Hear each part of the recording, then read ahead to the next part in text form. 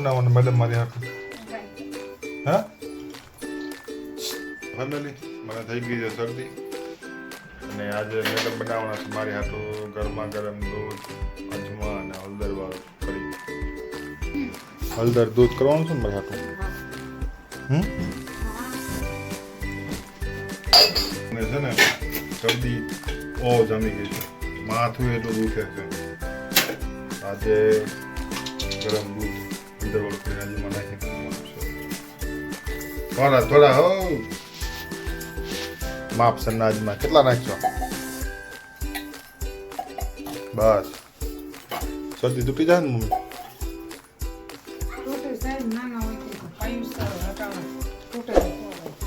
હા અમે ડોક્ટરે મને કીધું છે